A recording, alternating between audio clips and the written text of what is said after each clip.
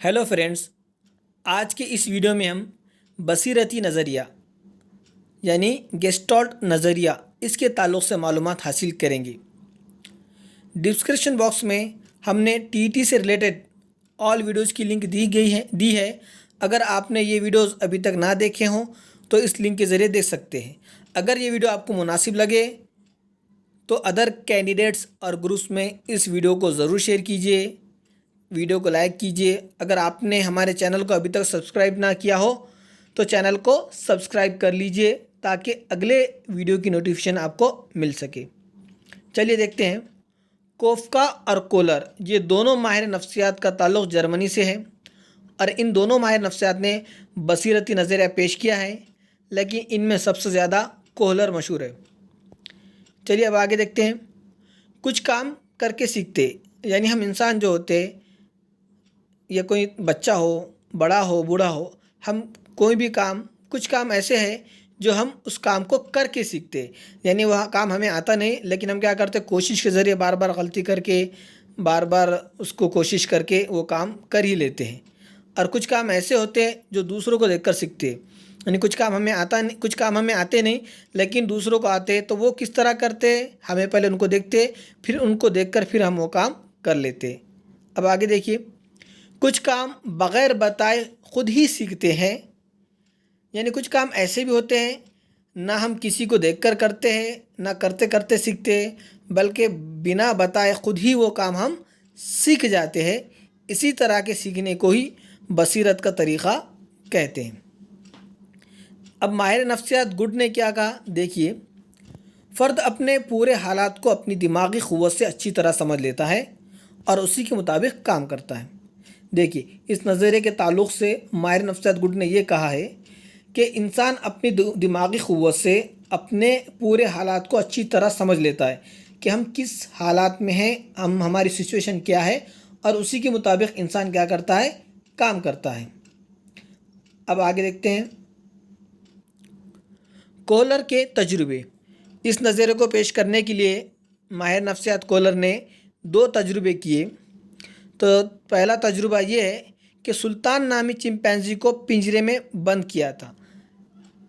Kohler ने क्या किया था, एक बड़ा पिंजरा तैयार किया था, उसमें सुल्तान नामी एक चिंपैंजी को बंद किया था और पिंजरे के ऊपर, अंदर ही पिंजरे के अंदर, लेकिन ऊपर एक कुछ केले बांध दिए थे। लेकिन चिंपैंजी के हाथ से बहुत ऊंचे थे, वो कूदने के बाद, छलांग लगाने के बाद भी उसे हासिल नहीं कर सकता था।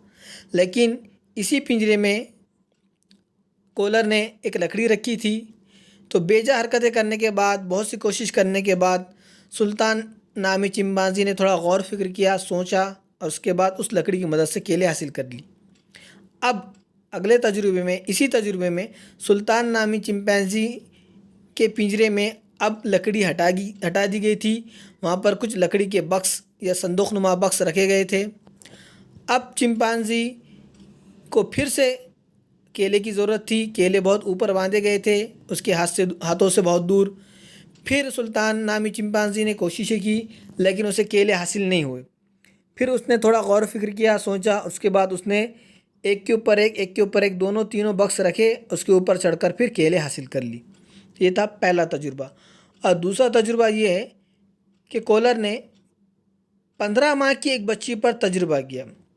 15 माह की ऐसी बच्ची जो अभी अभी चलना सीखी थी, इस पर तजुर्बा किया। तजुर्बे में ये किया कि उस बच्ची से 2 मीटर की दूरी पर कोहलर ने कुछ खिलौने रखे और बच्ची के रास्ते में, यानी खिलौने हासिल करने का जो रास्ता था, उस रास्ते में कुछ बक्सा वगैरह रख दिया, रुकावट, ताकि उसे आसानी से ना मिल सके।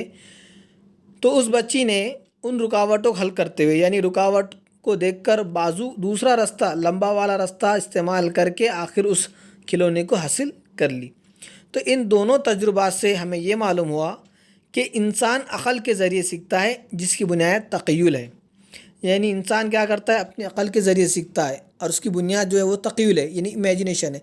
यानी इंसान क्या करता है, कोई भी काम करने के लिए, कोई भी नई चीज़ सीखने के लिए अपने इमेजिनेशन का, तख़य्युल का इस्तेमाल करता है। ज़्यादातर सोचता है, गौर फिक्र करता है और उसके मुताबिक काम करता है और नया इल्म, नया हुनर सीखता है।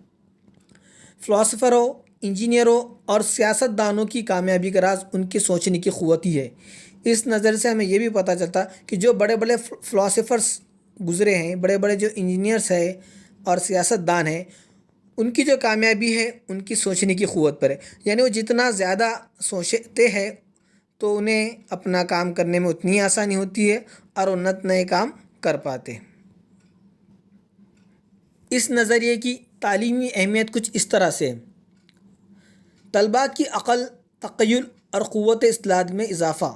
یعنی اس نظریے کی تعلیمی اہمیت یہ ہے کہ اس نظریے کے ذریعے ہم طلباء کی عقل میں، ان کی سوچنے سمجھنے کی صلاحیت میں اور قوت استدلال میں اضافہ کر سکتے ہیں۔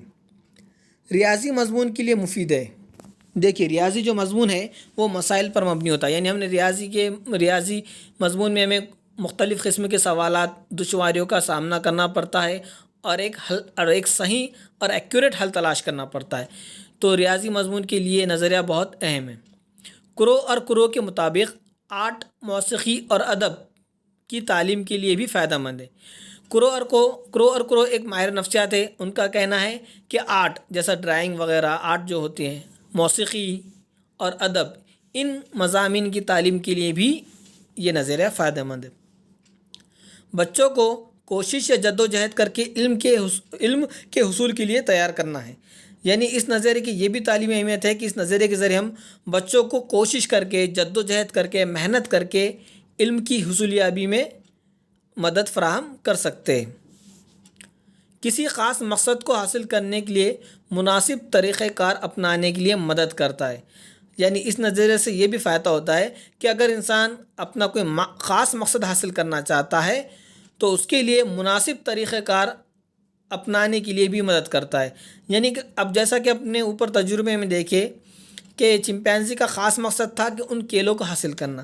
جب وہ حاصل نہیں کر پا رہا ہے تو انہوں نے اپنے تخیل سے، اپنے امیجنیشن سے، اپنے غور و فکر سے، سوچ سے ایک طریقہ نکالا اور اپنے مقصد میں کامیاب ہو گیا۔ بچوں کے مسائل حل کیے جا سکتے ہیں۔ بچوں کو جو سیکھنے میں جو مسائل پیش آتے ہیں تو سیکھنے کے دوران ان مسائل کو اس نظریے کے ذریعے حل کر سکتے ہیں۔ مسائل پر توجہ مرکوز کی جاتی ہے۔ دیکھیے، اصل میں یہ جو نظریہ ہے یہ مسائل حل کرنے سے متعلق ہے۔ یعنی کہ انسان کے سامنے جب مسائل آتے ہیں، کوئی پریشانی آتی ہے تو اس کا حل انسان اپنی بصیرت سے، اپنی غور و فکر کی قوت سے نکالتا ہے۔ تو یعنی اس کا کہنے کا مقصد یہ ہے کہ مسائل پر توجہ مرکوز کرنے میں بھی اس سے مدد ملتی ہے۔